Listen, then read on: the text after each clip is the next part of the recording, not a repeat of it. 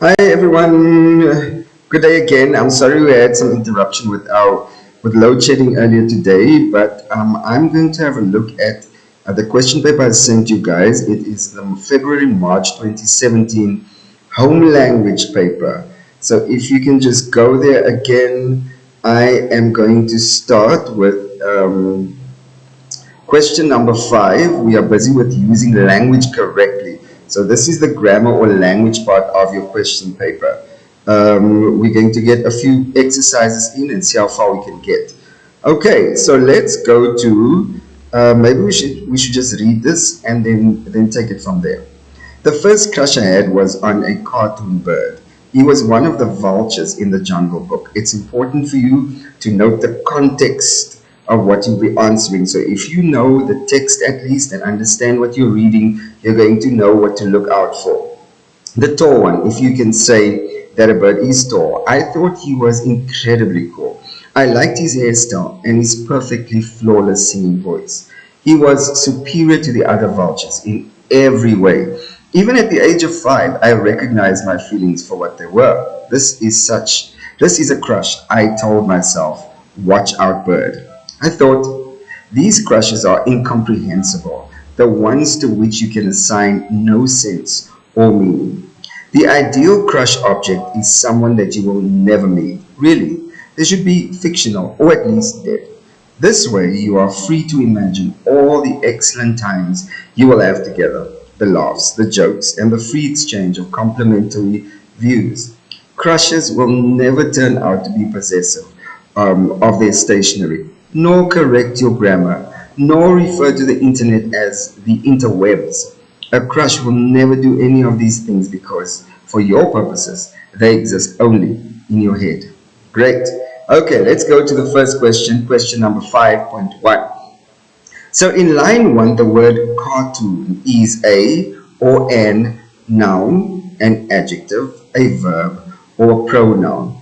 What's important for you to note here is that you need to know what you are looking for. In fact, you need to know what the definition of a noun is. You need to know what the definition of an adjective is, a verb, as well as a pronoun. You will find this line of questioning in every single paper. They test your knowledge on these basics. So we all know that a noun is a naming thing, like you naming things. It's the name you give to things. Shoe, car, table, chair, room, city, man. Those are nouns.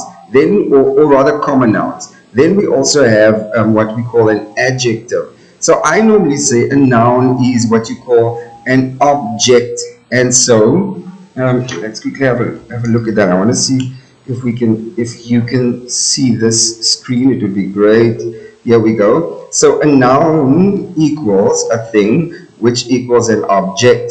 How do you know what an adjective is? You literally add to the object, and that forms the word adjective. So an adjective really describes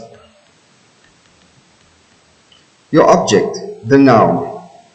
An adjective describes the noun. In other words, if you have a noun, for instance, let's call it a shoe, we will say the black shoe. The shoe is the noun, which is your common noun, and black would be your adjective over there. Black shoe, that describes the noun. So if we look going back to the question paper, they're asking for the following. They're asking, what is a verb? We all know that a verb is a doing word. I actually just want to deal with that here as well and have you know that once you have a verb, which is your doing word, you have a noun, which is your thing or your object. Now you have your doing word, which is a verb. What do you do in this instance? A word that describes the verb would be you add to the verb, is your adverb. Your adverb describes the verb. In other words, let's for instance say the boy kicks the ball. The boy kicks the ball slowly. For lack of a better word, you can see slowly describes the verb kick. The boy eats. Sorry about that. It's fast. Can you see this? Describes the doing word fast. So your verb is your doing word. And what describes your doing verb, your doing word, is the adverb. So the adverb describes the verb. Now you know what you are looking for. One other, sometimes very confusing, I find that most students confuse the pronoun with the proper noun. So the pronoun really replaces the noun, not to be confused with a proper noun. I normally refer to the proper noun as when you name things properly. So if you say the boy, and then we'll give the boy his proper name. Let's call the boy Peter. So this boy here would be what we call your common noun. It's commonly known or named, and then Peter is properly naming it. So that is your proper noun, not to be confused. And remember, proper nouns are spelled with a capital letter. So if you're looking at, for instance, town, you're looking at Cape Town, that's with a capital. South Africa, Table Mountain, Peter, whatever is written with a capital letter is properly named. It is called a proper noun. However, we are dealing with a pronoun for now. So the pronoun I normally say is you turn pro, and when you turn pro, they give you a stage name. J-Lo's name J-Lo? Her real name is not J-Lo, but the moment she turned pro, she got another noun or name, and that replaced her real name. So the pronoun replaces the noun, and I normally refer to that as when the way we speak, it's like mommy says mommy will do something. When mommy returns, mommy's going to. So those are, mommy said that she. It could be she, he, him, it, them, us. The dog licked its bone. It is his. So it refers to, let's say, the table. It is on the table, or the bottle. The bottle is on the table. It belongs.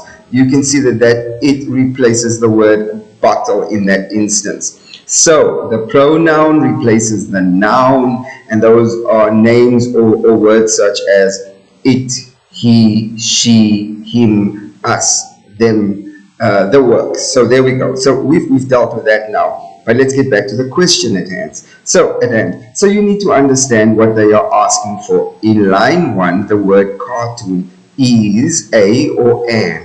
Which one is it? Is it a noun? Is it an adjective? Is it a verb, or is it a pronoun? Let's go back here. Line 1.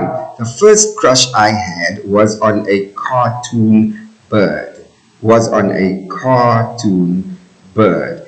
The question really is, what is the function of the word cartoon? If you have a look at the word bird, for instance, you'll now quickly realize that bird is what we call a noun. Now we have cartoon, which is right next to bird. It means it gives us more information of the word bird, and it then describes this word bird.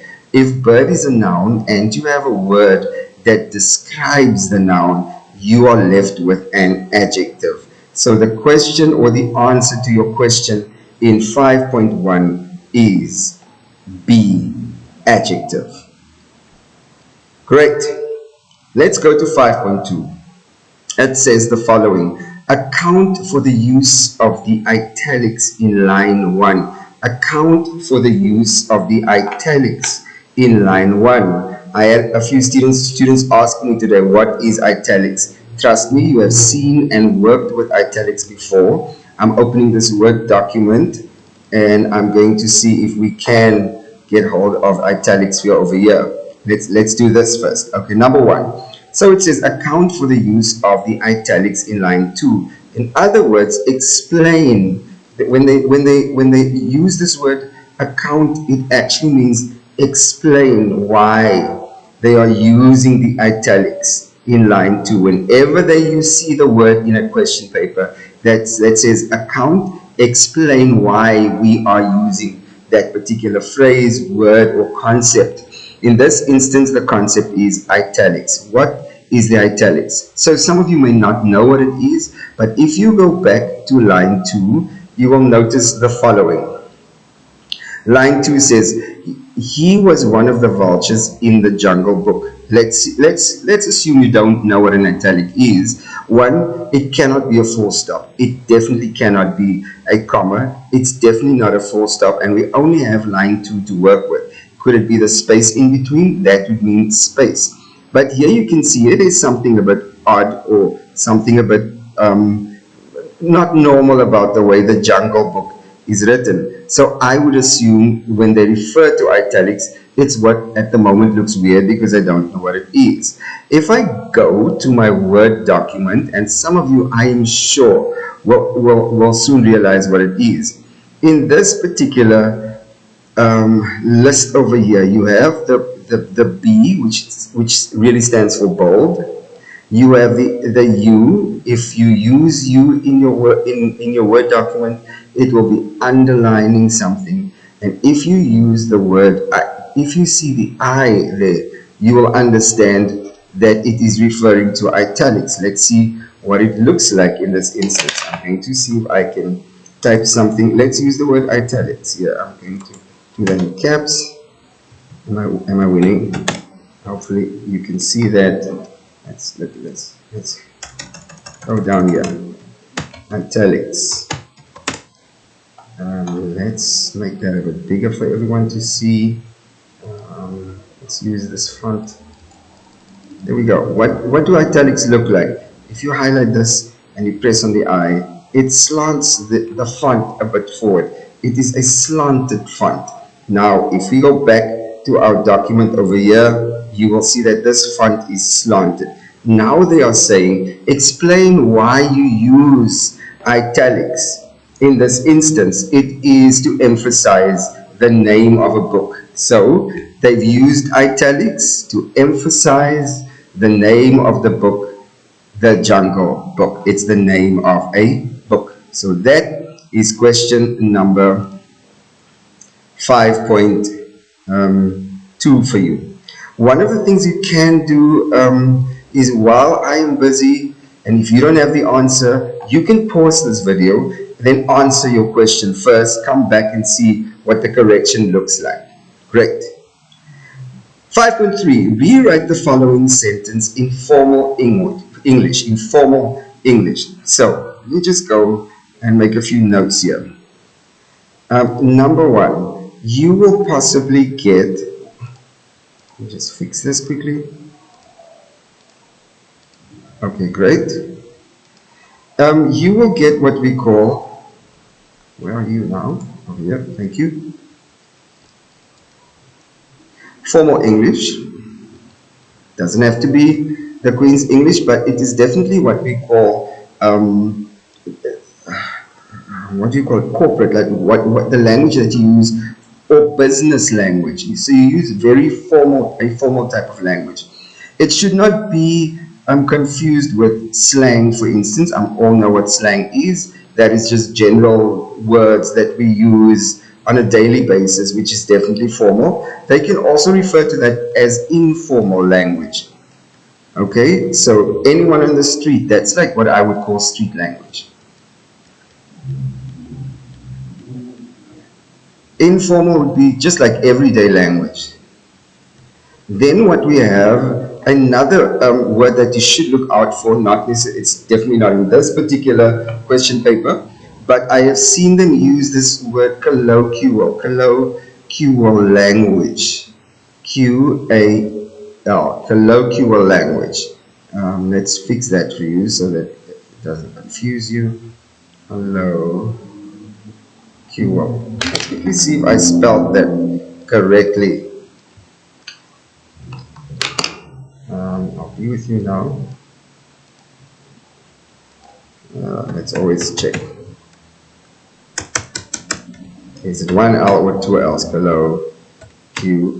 Oh, it's double L. Oh, and there we see. That's the proper one. Colloquial language. It means used in ordinary. Where are we now? Q-A-I-L. Used in ordinary or familiar conversation not formal or literary. Okay, great. So what is colloquial language? I'm highlighting that because I've definitely seen that word used in a different question paper. Colloquial language. So I would say it's the language of the day.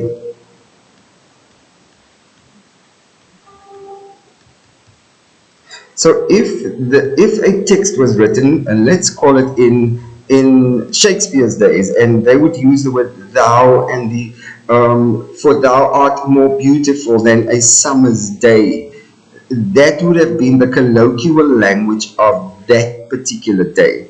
The language used in today's day is really also called your everyday language. Your everyday language. So there's formal language, informal language, also known as colloquial language, and then there's slang, which we want to really call street language. So I just wanted to point that out to you should you see this word in a paper of some sorts. Now let's go back to the question. They are asking the following. They say, rewrite the following sentence in formal English. So if we go back to, I thought he was incredibly cool. Cool is what I would say is colloquial. I would also maybe, I don't know if that's slang per se, but it's not formal because you would not use the word cool in a formal letter or in a formal script or transcript script at all. So I would say I thought, always look at in which context the word was used. So let's go back to our question paper, and it is used in lines 2 to 3. It says the tall one, if you can say that a bird is tall, I thought he was incredibly cool. What does that mean? I thought he was incredibly something. And would you use the word cool in a formal setting? I don't think so. So you could be saying, I thought he was incredibly, maybe handsome. If not that, I think it could also be, I thought he was, sorry about that, incredibly, let's use the word, these words, good looking. Yeah. So, as you can see from this particular answer, you don't always just have one right answer, but if it is used in a formal setting, they will definitely mark it correct. Great, we are doing well. Now, let's talk about 5.4. 5.4 says remove redundancy in the following sentence. What is the word redundancy? Redundancy means something that has been used, it's used, and you don't have any more use for it. So if your job is made redundant, or if a job is made redundant, there's no more use for that particular function within a working environment, and then they sort of shut it down. In other words, it's in excess. It's words used in excess. Let's see if we type it in here, it may help you a bit. Redundancy. Redundant. Let's look at what redundant means. A state of being not or no longer needed. In other words, a state of being no longer needed. Okay. Engineering. Okay, fine. So it's no longer needed. Why would it not be needed any longer? Because there's already a word in use. There's already a function for it. So what are we talking about? If, for instance, and you will now note, I think in yesterday's paper in 2016, we also saw the word redundancy in there. I almost want to say the following. They will test you on certain terms, and redundancy is definitely one of the terms that I have seen before in quite a few papers. So in 2016, they questioned the students on redundancy. 2017, they questioned them on redundancy. They definitely questioned the students on word type. For instance, what is a verb, what is a noun, what is a pronoun, so you can already start seeing the trend in the line of questioning. So be careful, be aware of these things. So here we go. We can use the word redundancy. It means the word is already in use by another word, or the meaning is already in use by another word. So, or the meaning is already encapsulated in the other word. So if we look at the word, that sentence, I liked his hairstyle and his perfectly flawless singing voice. Which word is used in excess? Let's see if we can get that word down for you somewhere. Redundancy. There we go. For our own sanity, redundancy. While I'm doing this, you can have a look at that sentence. Words used in excess. Am I writing that correctly? There we go.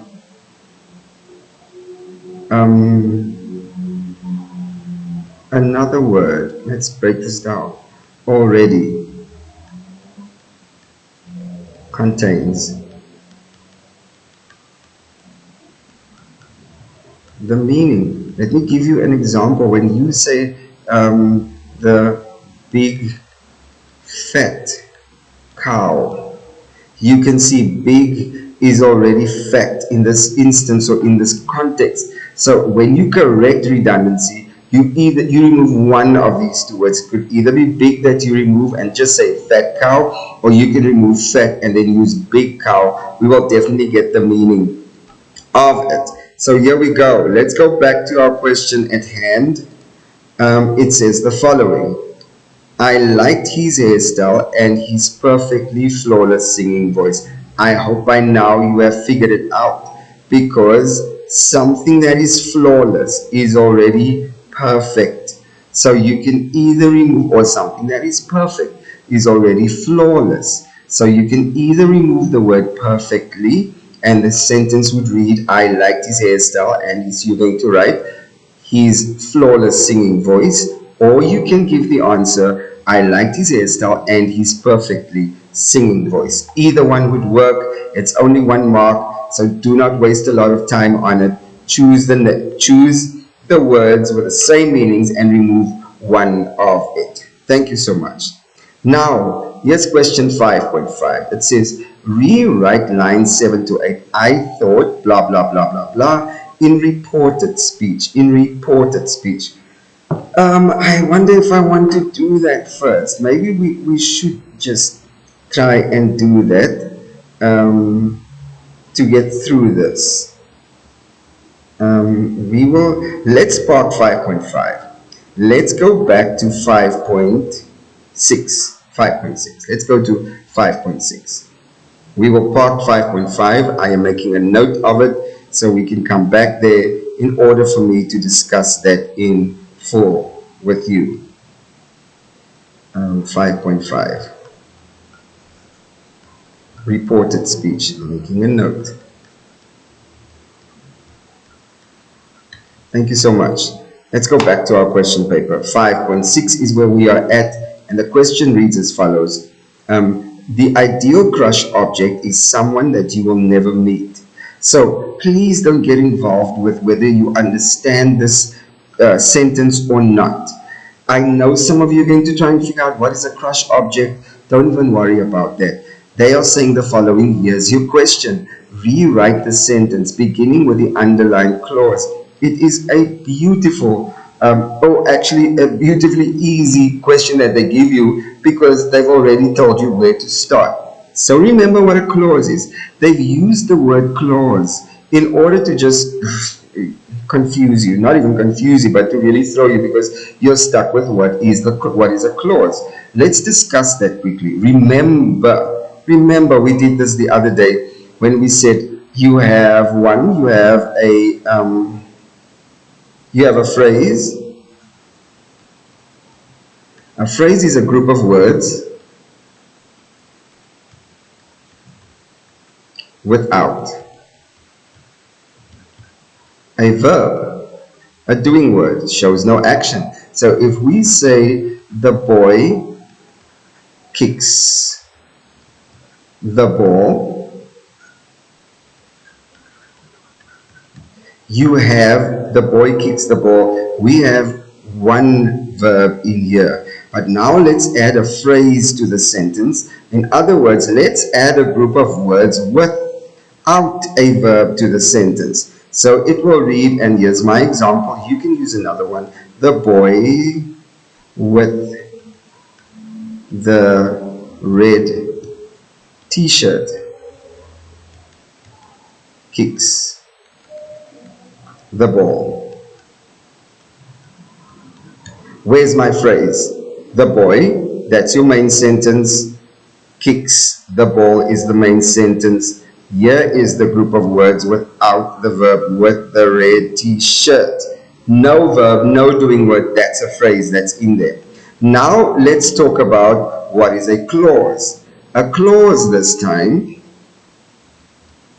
is a group of words. Yes, you guessed it correctly. I know you are that intelligent.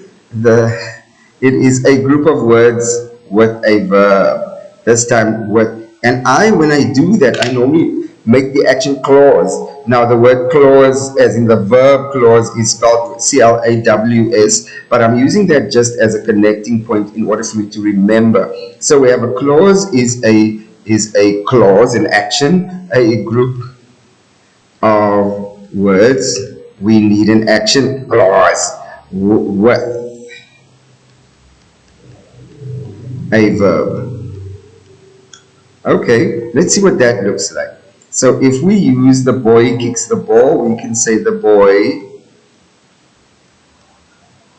who eats apples every day kicks the ball. There we go. You can have a look at this. There's the boy kicks the ball. That's your main sentence. But we've now added a group of words with a verb. Who eats? There's your verb. Apples every day. Boom. That is your clause. Now let's go back to the sentence. I just wanted to clear that with you because that may throw you in an exam. But this question is really so easy. They're telling you to start with, you will never meet. Let's do that. I'm going to just take that. You don't even care about the rest of the sentence. What you're going to be doing is you're going to take that the clause, put it down over here, and then work our way backwards. You will never meet. That's what they gave me. I'm just writing it down. Whatever transpires from here will just be a natural flow of words. So I'm really just going to go backwards to see. You will never meet that someone who is the ideal crush object. You will never meet that someone who is your ideal crush object. That's going to be my sentence. It's one mark. You will never meet that particular someone. Someone is a who. Will be, is that what they gave me? So I don't change any of the context of the sentence. I always want to ensure that I remain true to the identity of the sentence. You will never meet that someone who is your ideal crush object. Let's go back here. And I wrote who will be. That's not what they said. They said who is. So I'm going to go back and correct that. You will never meet that someone who is your ideal crush, like it's an object. When you say someone is the object of my affection, this is exactly that. Who is your ideal crush object? Your crush is an object. You will never meet that someone who is your ideal crush object. You will never meet that someone who is your ideal crush object. Thank you. Let's move on. 5.7 says the following. Correct the error of tense in the following sentence. I have definitely, and if you go back to the 2016 March question paper, you will definitely see they have used redundancy, they have used word types, they have used um, incorrect spelling of words in this instance. Now they've also used correct the error of tense. In other words, what is tense? Tense has to do with, it's either past tense, it's future tense, it is present tense. You also have a continuous tense. Remember when we use the ing, it is still happening. So the continuous tense is indicating that this is still happening. Then we also dealt with your future continuous tense, okay? It will be happening. Or the past continuous tense, it was happening, and then the present, it is happening, or he is walking, he will be walking. Future continuous, because of the ing, will be indicates future, was walking is the past continuous tense. So always note what the tense is that they are using, and make sure when you rewrite it or when you correct it that you always maintain the proper tense in the sentence. We also have what we call our past, our perfect tense. Let's have a look at that. When we use our perfect tense, I'm gonna go. Let's see if I have some more space here. Yeah. Okay, great. When we have, so we have past tense, we have present tense, and then we have future tense. Okay, then we have a continuous tense. Remember, we dealt with continuous tense. We dealt with our participles, and so this is what it looks like. We have participles, two of them. One is the past participle, ed. In other words, we'll deal with that now. The boy walks, but yesterday the boy walked. Ed, there we go. It indicates the past tense. Go away. Here we go. Then let's deal with the following one. The present participle. Two participles. Past participle, present participle. The present participle is ing. So the boy is walking. You can see it makes it continuous. He's still walking. You could even use it like when on my way to the shop yesterday. On my way to the shop, he was still walking, or he was on my way to the class. I saw the boy walking to the shop. You can see at that point it was still continuously happening.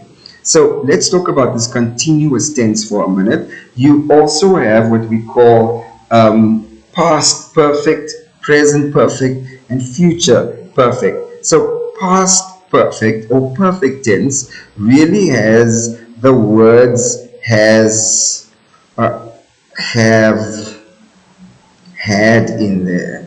So that makes it perfect when you have these words in there. Actually, no. Let me. Yeah. I think that's it. So in the past perfect, you will have the word had in there. Past perfect. Past perfect. Let me give you an example. I had been sleeping when my TV was stolen. Okay, so tense has just become a bit more tense. So past perfect. Example, I had been sleeping when my TV was stolen.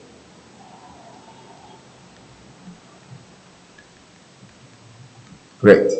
Now let's do, I'm a bit fast, but you can always pause this video and go back to it. Let's deal with present perfect. So in the present tense, we will use the word have. Sorry about that. You will see had is past. Have is I have 3 cows. Okay, so now we are going to say, here's your example, I have been sleeping. I have Present, been sleeping. When my TV was stolen. Let's talk about future perfect.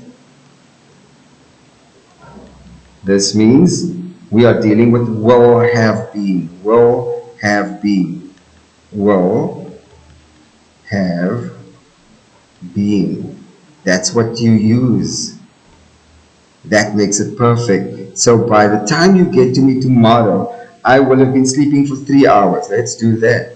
I will have been sleeping for 3 hours by the time you get home. So, okay, one was working night shift. I'll say I'll be there at 11. Then you'll say, I will have been sleeping for 3 hours by the time you get home. So we dealt with past tense, present tense, future tense, continuous tense, past perfect, continuous tense, present perfect, have been, future perfect, will have been. There we go. Okay, let's quickly deal with this. When they ask you to deal with tense in a question paper, they want to see if you can see the tense through from start to finish. So if the tense is past tense at the beginning, it must be the verb at the end must be past tense as well. You will, however, see the following. In this instance, by the time you get home indicates future for us, but this makes it perfect. Will have been.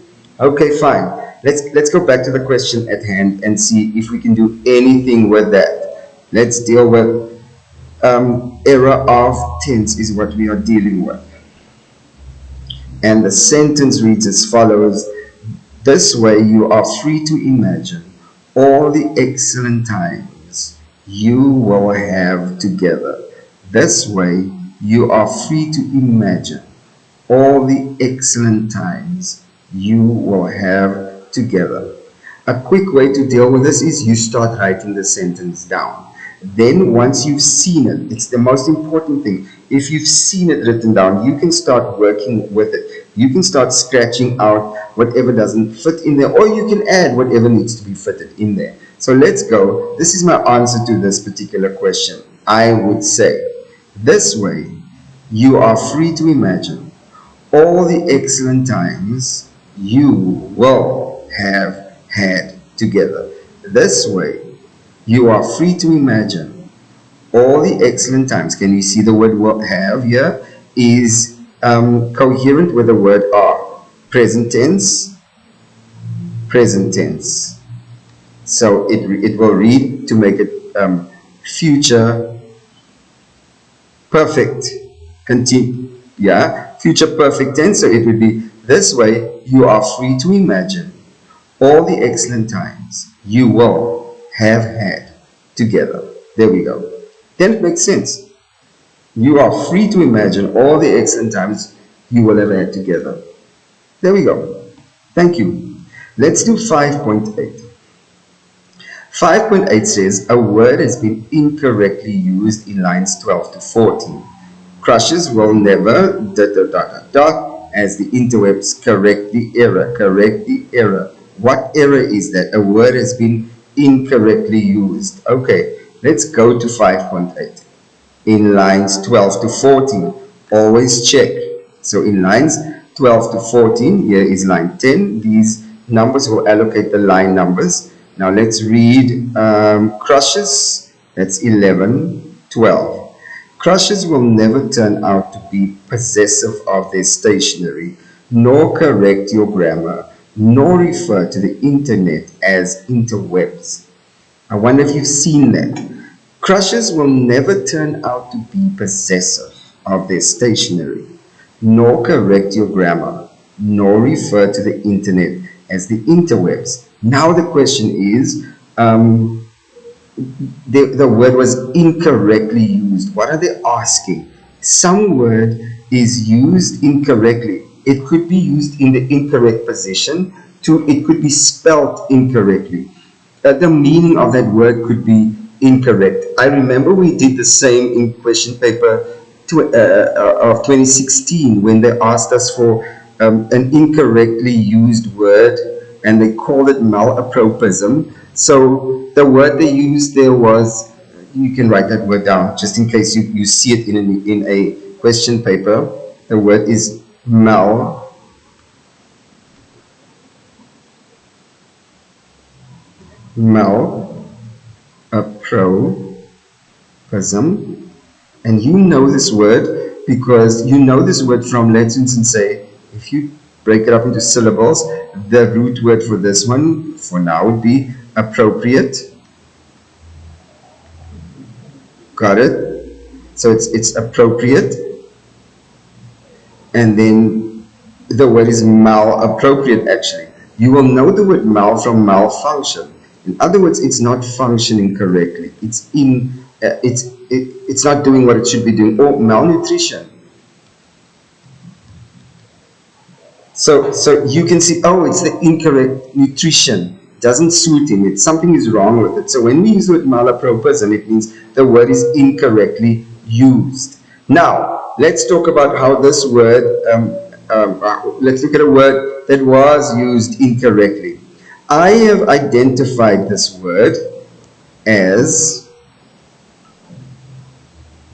where are we now? Okay. Crushes is okay, will never turn out to be, no problem there. Possessive is possibly used correctly and it's spelled correctly, of their stationery, nor correct your grammar, that's fine, nor refer to the internet as interwebs.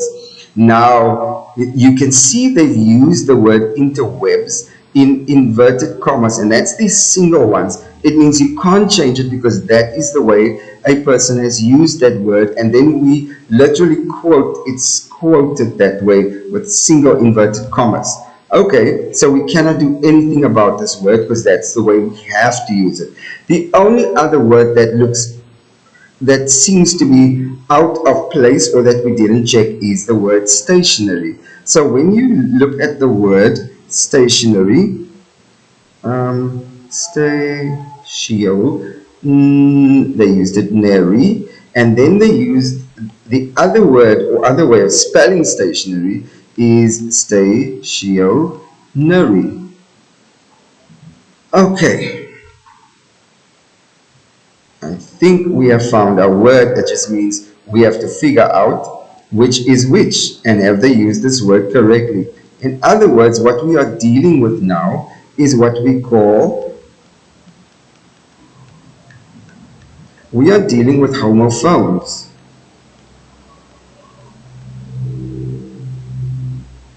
Let's do that quickly. What is a homophone? A homophone are words that are, you can hear the word homo, means the word the same, and the word phone has to do with audio, so it sounds the same. It sounds the same, homophone. You can hear these two words sound the same. Stationary, same thing, but it has different meanings. Let's see what the first one stands for. This is how I sort of identify it for myself. When you use the word stand, S-T-A-N-D, you will notice the A there, and then you will notice the A there. So the word stationary means to stand still. The car is stationary. The train is stationary on the station. So the word stationary actually means to stand still. The word E is related to the words stationary, pens, papers, clips. And this is how I identify it. You'll see the E there, and you'll see the N-E there, which means this stationary is not that stationary. Let's see in which context this was used. So, crushes will never turn out to be possessive of their stationary. This word means stand still. That's not what they meant. This was meant to be spelled with an E, stationary. Okay, great. So we found that one, and that answer there is stationary with an E, understand that they've now asked you about homophones. Homophones. So please check on what homophones are. Please check on, I just want to get to those words for you so that you know what you have to be looking out for. Homophones, words that are spelt this, that sound the same, has the same sounds, has a different meaning, but as you can see here, it's spelled differently. I can give you another few words. The words by, B-U-Y or B-Y. The word right, as in right, and you are right. Okay, great. So you have an idea. So the word, for instance, new and new. Be careful of those. And this is the way they can test you on it. There's the word homonyms, which there are words that are spelt the same, names. So the word nums come from names. Homonyms, names. And names are normally, let's use the word Pete. Pete number 1 is spelled the same as Pete number 2. Sean. So we assume that these names are spelled the same. So we can say those are words that are spelled the same. They sound the same, obviously, and but a different meaning. They have different meanings.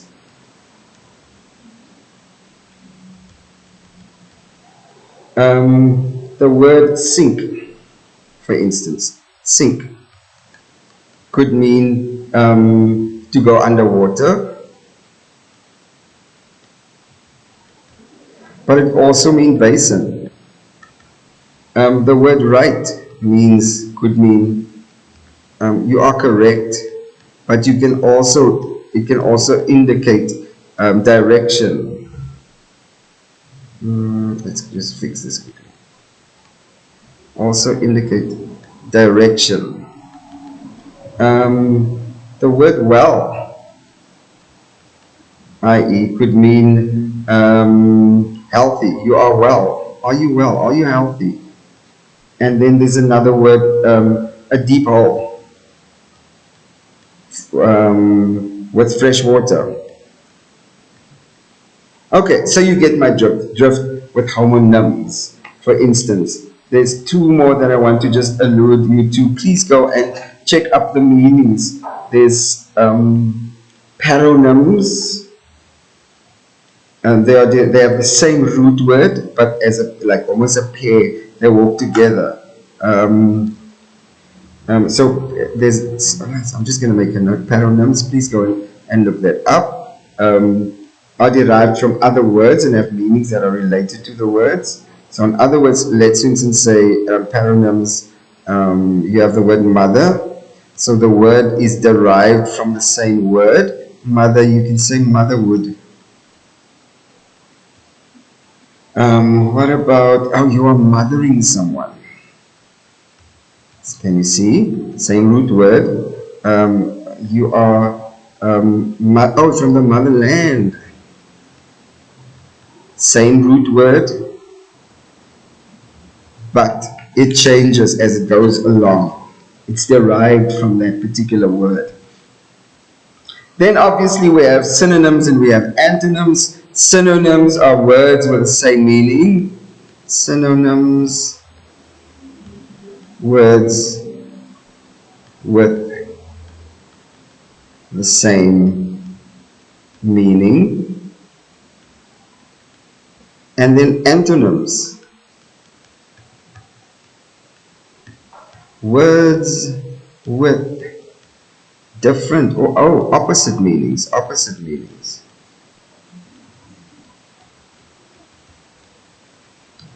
There we go. Okay, great. Let's go back to the question paper at hand. That was a good short introduction to types of words and meaning of words. Let's go back to 5.8. Are we there already? Are we there? Oh, no, we had 5.8. Let's do 5.9. 5.9 says, correct the grammatical error in the concluding sentence. In other words, concluding, we're going to go to the last sentence. A crush will blah, blah, blah, blah, blah in your head. There's a grammatical error. So when they talk about grammar, grammar could mean anything really. Grammar could mean the word could be used incorrectly in the wrong space. It could mean that maybe there's a problem with the punctuation. Grammar could mean, it could refer to plural. Is the plural of the word used instead of the singular of the word? So there's a lot that you need to look out for. Grammar is such a broad concept that they are referring to. In this instance, let's see what they are referring to here. So it says the following: a crush will never do any of these things for your purposes. They exist only in your head. A crush will never do any of these things because for your purposes, they exist only in your head. Now, as far as I think punctuation is concerned, we're doing good. A crush will never do any of these things. You can pause the video now and then you can try and see. Please do this on your own. Take a minute, pause, see if you can answer this question. It's so hidden in this particular line or in the sentence that you can miss it that easily. Here's your answer. So you will see we've gone from just about everything in the class. A crush will never do any of these things, and then we wanted to put a dash in here so that we form a development over there. Someone was talking about for your purposes and wanted to just make that a plural, a singular over there. But the challenge or the question really is here. You have a crush, which gives us one crush. One crush will never do any of these things. So please always check for plural and singular as well. Then you also want to check for tense. Is the tense throughout the same? And in this instance, yes, the tense is absolutely correct. So you want to say a crush will never do any of these things for your purposes. How many crushes are there? Just one crush, just one particular crush. But here you will see they're using the word the. One crush, a crush will exist only in your head, but it says a crush, they exist only in your head. So actually this should read a crush will never do any of these things because for your purposes, it exists only in your head. There's not more than one crush. They are referring to the crush here as well. It's called a pronoun. It's a reflective pronoun because this reflects on the crush there. Remember, a pronoun replaces the noun. Instead of saying a crush or crushes exist only in your head, they are now using what we call the pronoun over here again. The reflective pronoun, reflects on the word one crush. So this must be it exists only in your head. There we go. So as promised, we are going to go back to see what we have. 5.5 in the reported speech. Let me see if I can find this document for you. It is somewhere here. I hope to find it. I promise to be good. Get you out of here. Listen, if this video gets too long for you, you are more than welcome to pause it. You are more than welcome to go back and take a break and then just see what, or rather come back to the question at hand. I am almost there. Just want to see if I have what I need over here. Is this what I need? Be with you in a minute. Yeah, okay. This is exactly where we want to be. Exactly that. Okay, fine. So they are asking for the reported speech in this instance. Let's deal with direct and indirect speech. Direct speech is exactly what someone has said. The person's words are put in inverted commas. So you will see that here's the person's words. I like retrofit outfits, and it's put in inverted commas. There's your inverted commas. You introduce the words by saying who said them. Emily said. You introduce the person. Emily said. You add a verb. She said that, and you add a comma. Then you open up your inverted commas. Put words in inverted commas. I like retro outfits. Indirect speech is when you report what someone has said without using. In other words, you are now going to erase the or lose the inverted commas. It is also called the reported speech. So when they refer to reported speech, they are referring to indirect speech. So it's direct and indirect speech. Let's go back here to your question. It's referring to in the reported speech. In other words, we are going to give you a set of words and it's in inverted commas somewhere here. Remove it and please repeat the story or report it. When you report, you are always reporting in the past tense. In other words, it has already happened. Okay, I'm in the class and I said, or I'm saying, oh, I am hungry. I am hungry. So then my direct words would be or read as such. Let's see if I can do it over here for you so that we don't get lost. Here we go. Great.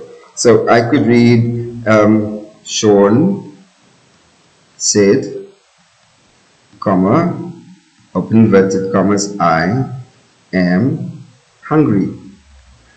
Now you have put your punctuation marks inside the inverted commas and close. So if there was a question mark or if there was an exclamation mark, it would be in here. So remember the following. Sean said, I am hungry, and I just did. How do you report this over? Make sure by the time you leave this classroom and you tell someone what I had said, I could even say that Sean says. You heard me say, Sean says he's hungry. Now, when you go and tell someone or report this, you would have said, Sean said that he is hungry. Sean said, oh, wait a minute, that he is hungry. So when you have left the room already, you are already reporting me in the past tense, because Sean said, when you left and you tell your friend, Sean said he was hungry. Sean het gesê dat hy honger was. Can you hear that? It's the way we speak, and that's the way we report. So you're literally going to be skinnering. You're telling the story over, and when you're telling the story over, nee, it was gesê. No, he did say that. That means it's already written in the past tense. So I'm going to show you what this looks like in your reported or your indirect speech. In the indirect speech. This is direct. Indirect speech. Or what we call reported speech. So I'm going to say Sean, past tense, said. Remember what we said about tense, that you add the word that, your pronouns change. He was just telling the story over, and this, remember your tense is past tense. Was, that changes to was, hungry. That's how simple it becomes. It is, I'm saying it's simple because I've obviously dealt with it and worked with it extensively, but if you give it 10 more minutes, just let it sink in, let it breathe a bit, and look at the document I sent you, it will start making a bit more sense. If, however, you have any questions regarding this, we can always work a bit more in the class and see how we can get our way around it. Let's go back to what we were busy with in a minute, right here. So let's go. Here are your rules. Here are your rules. Let's look at what Emily did. Emily said, I like retro outfits. Here we go. Here's the example. How do you rewrite that in the reported speech or in the indirect speech? Emily said that she became liked, ed, past tense, retro outfits. Always report in the past tense. Now, let me give you the rules to change from direct to indirect speech. 1. You drop the inverted commas. You can see here, no inverted commas. Number 2, add the word that. Emily said that she liked retro outfits. Then it says, use the past tense. We just did that. Liked, said, she liked, ed. You are reporting what the person said in the past. Then change the pronouns. Remember what a pronoun is. A pronoun replaces the noun. It's he, she, I, them, it, we, us, however. So let's look at the pronoun I would change. That I liked retro outfits. When you're telling the story over, you can't say Emily said that I liked. That would be a lie. It would be Emily said that she liked. I changed to she because it's no longer in the first person but in the third person. And then change the time words. Time words is a bit of a challenging thing. In this particular sentence, there's no time words. But in the direct speech, if you had to use the word this, when you would divert or convert it to the indirect speech, this changes to that. Today becomes that day. Tomorrow becomes the next day or the following day. Yesterday becomes the previous day.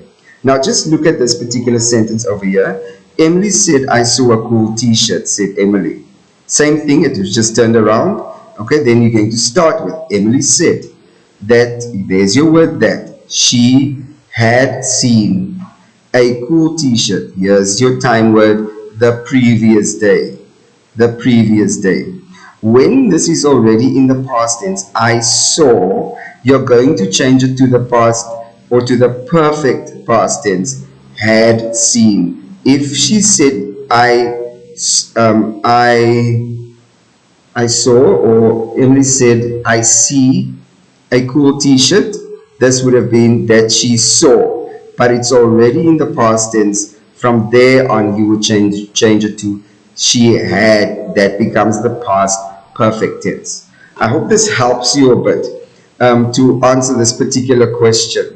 Let me just see if we can go back here to look at that question paper again and see if we can help ourselves with this particular question.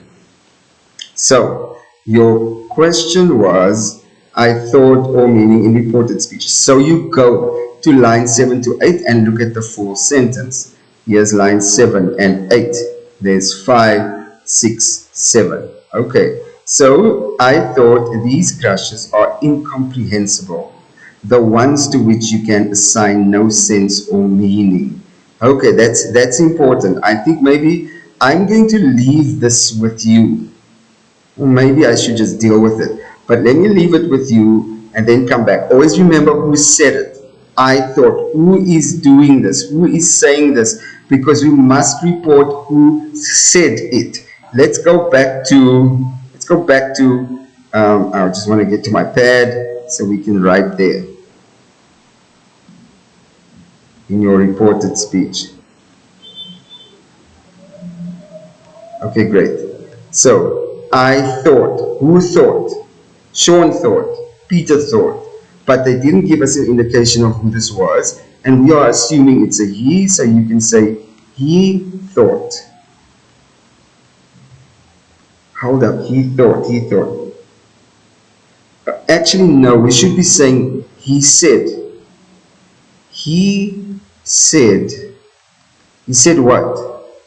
That he thought. Let's go back to that question. I thought, someone must say this. You could say Sean said that he thought. Okay, here we go. Your pronouns change. These change. Those, because point towards it. Always try and point towards something. Oh, he said it that those crushes are incomprehensible. Let's go back there because you're pointing towards something. Said that he thought those crushes are incomprehensible. I'll be with you in a minute. My apologies. that those crushes are incomprehensible. Let's go back to the rest of the sentence. The ones to which you can assign no sense or meaning. The ones to which you can, oh, that those crushes are. Wait a minute, it has to change to those crushes. Here's our problem. Okay, let's erase that. That those crushes were incomprehensible. The ones, are we saying that? To which you can assign no sense or meaning. Yeah, then the rest is easy. The ones to which you can, the ones to which you can assign no sense or meaning.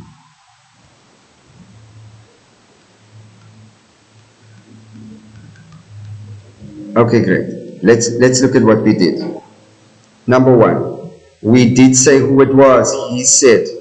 Okay. Number two, we added the word that. Number three, we changed our, be careful of this error. We changed our tense to past tense. What was the other one? Oh, we dropped the inverted commas. And then we also changed our pronouns from I thought, to he. There we go. So there are 5 things we did in this particular example. Be careful of that. Be wary of this. You need to get a bit more practice with this. So I'm going to maybe, or perhaps, send you a few more examples in order for you to work through this, in order so that you can get a better grip on the work that should be done there. I think that's about it. There's something else I did want to just look at in this particular question paper. Is that it? Yeah, these are ads. As you can see, it's definitely in paper 1. Those are your ads, and we will come back there to discuss that. Yeah, I think we are done with this paper in terms of the language section. We have dealt with cartoons in our 2 days ago, and I think in part 2 of revision. I'm going to list this as part 3 for revision for in language for you, so that you can sort of follow where we are at. And then when we revise adverts, and when we revise a bit more of your comprehension, I mean that you really need to read and then just give us feedback, or give your feedback in terms of your understanding, your comprehension. That boils down to reading, but this, for instance, could be a bit challenging. And then the other section that would need our attention would be summaries. So we'll work a bit more on summaries. This is what it looks like. They'll tell you what to do with it. Your summary should include 7 points, not exceed 90 words. You must write a fluent paragraph. You are not required to include a title for the summary. Indicate your word count at the end of the summary. That's what we'll possibly be looking at next. But in the meantime, thank you so much for your time. I hope this has helped you. I'm going to maybe do a separate, just a separate video on adverbs and what to look out for, the language they use, and how to deal with adverbs as they present that to you. Thank you so much, everyone. I hope you have a great day. Enjoy the rest of your evening. And we'll chat soon. Thank you.